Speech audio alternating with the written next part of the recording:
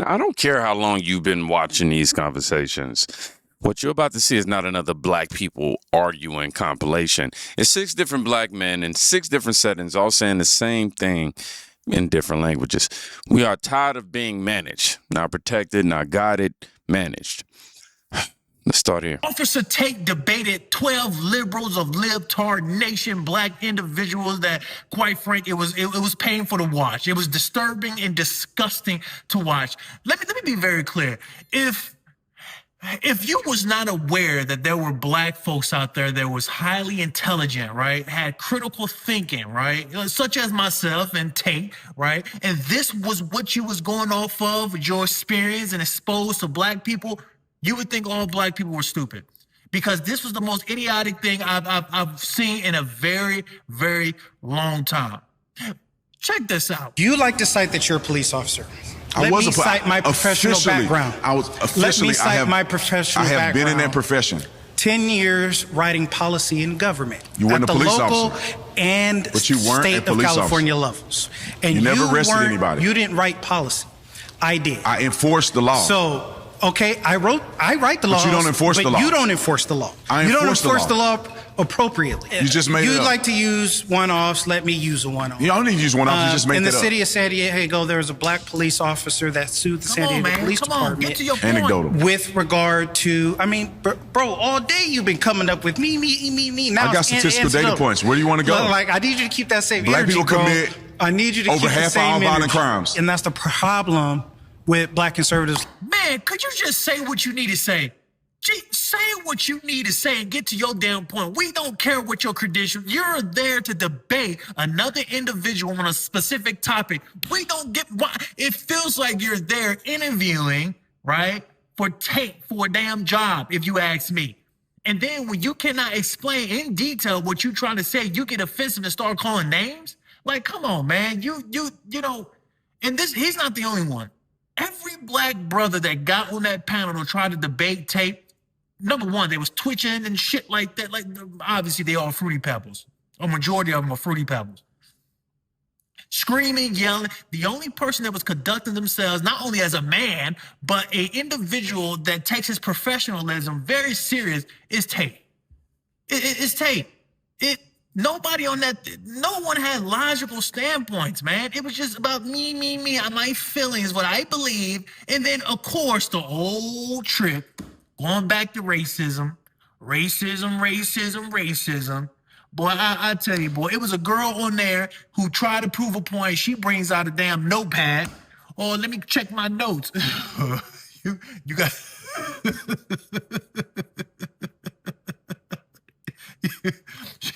she don't remember nothing. She woke up that morning and was like, I'm going to get her with this one. I'm going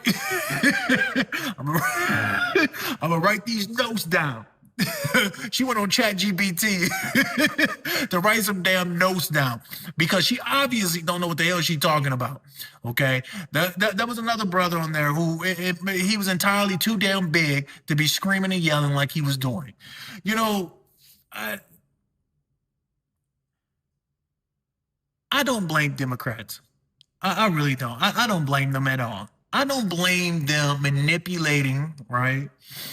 And using these type of dodo brain people, you know, because you look at these people are entirely too old to not know nothing and literally not know what's going on.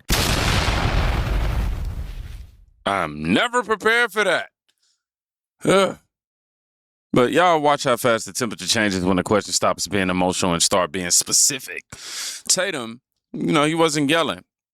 He's just refusing to accept the same recycled answers that have been sold for decades. And the room just can't seem to handle that. That's not a debate style problem. That's what happens when somebody stops performing and starts measuring. Get super emotional. Keep that same energy. Keep that energy. Now, take that same energy and name it at one of the most protected names in black politics. Yeah, that's me on the left with the Reverend Al Sharpton. This picture was taken about 25 years ago. I knew him then. The thing about Al Sharpton is when you see him, when you talk to him, when he's not on camera or on the radio, it's a totally different persona. The way he speaks, the way he acts, and the things he endorses are totally different than the bullshit that he puts on MS Now or on his radio show. He's a fraud. The man's nothing like what he portrays in public. He is paid, bought and paid for, to keep black people in line. He's what's known as a wrangler. So if the horses get off the ranch, he goes out, gathers them up, and brings them back to the ranch or the plantation. This is what he does. It's not good for black people. Many of the so-called leaders are wranglers as opposed to being shepherds. Shepherds look after their flock. They lead them to greener pastures, and they protect them from wolves. We as black people need more shepherds and less wranglers like that guy. Have a good day. Wow. 25 years later, and the man still has the picture. He didn't read it online. He was actually in the room, right? And what he's describing isn't a leader who failed. It's a man who understood the assignment, kept the emotions high,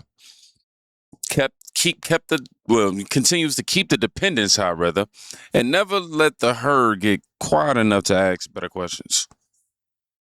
Essentially, that's not activism at all, y'all. That's livestock management.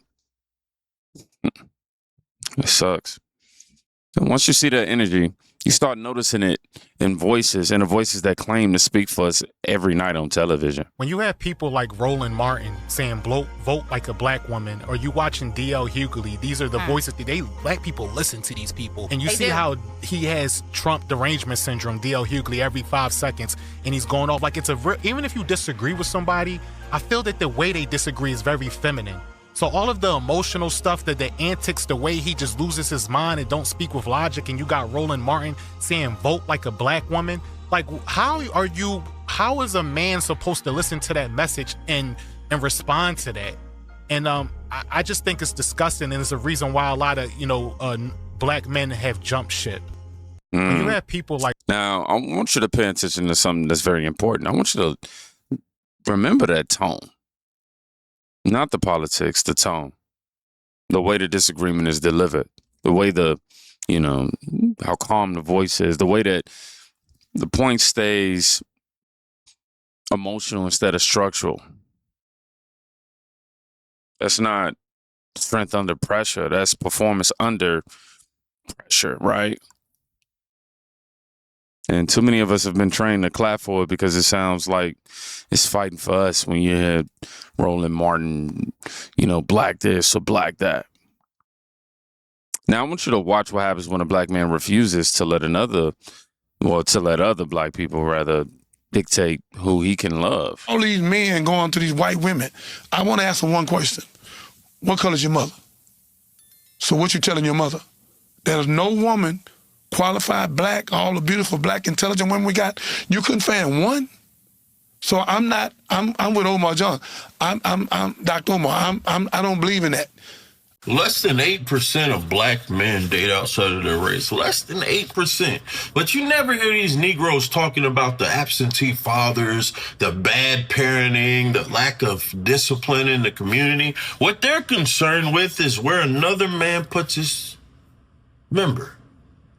And the crazy part is I never consulted my mom on who I'm going to date. My mom's a great woman. Raised up 4 beautiful children. Married to my father, a beautiful black woman. Carried herself with respect and dignity. You niggas don't. I have no desire to ever date someone who doesn't encompass those things. Now, me growing up in an all-white town did contribute to my preference. But my preference is my preference. But when I watch these Negroes who just ignore the bad shit going on in their community to focus on the less than 8% of interracial marriages, it's weird to me. When are you going to focus on black marriage numbers? Never? My guess. I mean, that question, the question itself is the tell, right? Oh, why skip your own queen? As if a grown man needs permission or permission slips. Anybody, man or woman, need permission slips for their own heart. As if loyalty to a race requires surrendering personal preference. You know, it's not protection. It's ownership of language, or an attempt to, dressed up as pride. And the second you reject it, oh my God, suddenly you're the problem.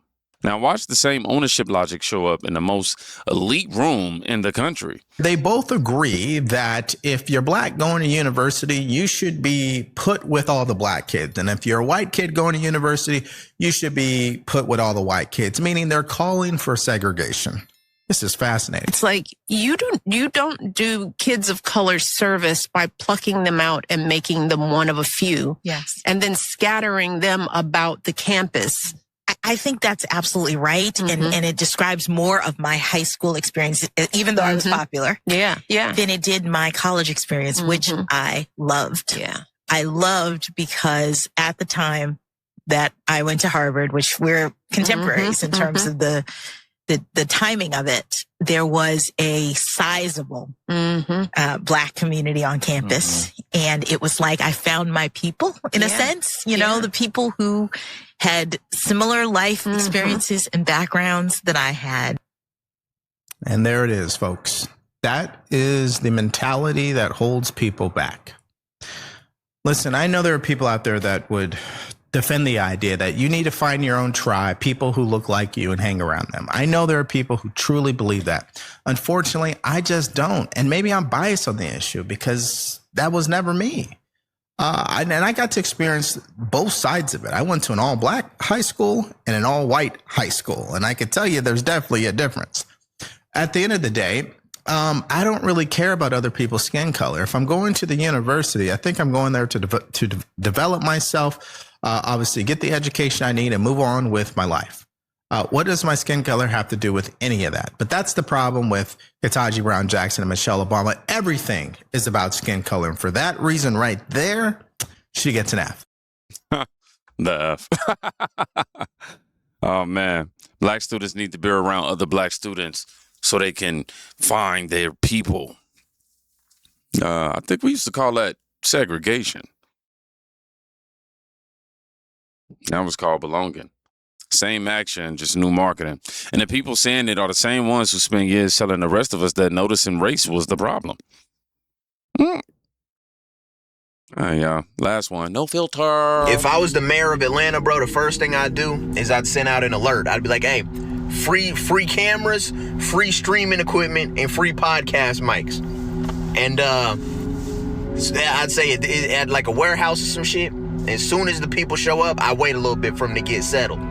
But as soon as it's enough time has passed and they all in there, I drone strike that warehouse. And that'd be that. Look at the engagement on this post. Almost 50,000 people like this, and it's only been up for 24 hours. That is massive engagement. And the top comments are, here's a survey from the video. Everyone is very satisfied with his action as mayor.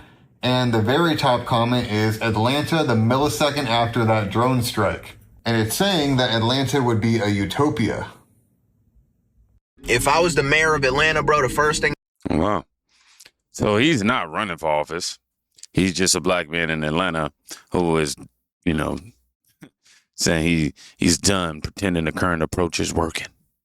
The warehouse joke is extreme on purpose, I guess, because sometimes the only way, left to describe the frustration is to say the most unhinged thing possible and watch who gets more offended by the joke than by the bodies. I also want to make sure I read the caption with y'all.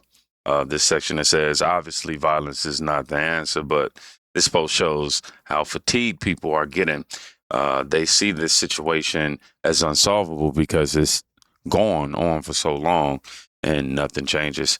And it says Black American is tired of the crime and culture in Atlanta, Georgia.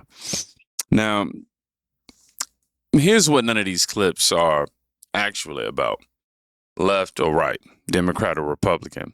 They're about whether black people are still going to accept being treated like a voting bloc that needs handlers, or whether we're finally going to act like free adults who can handle uncomfortable truths. Every one of these men in their own way refused the script. I mean, Tatum refused the emotional answers. The older man refused the legend of Al Sharpton. The Dayton Clips refused the racial ownership. The elite woman rebranded separation and called it care.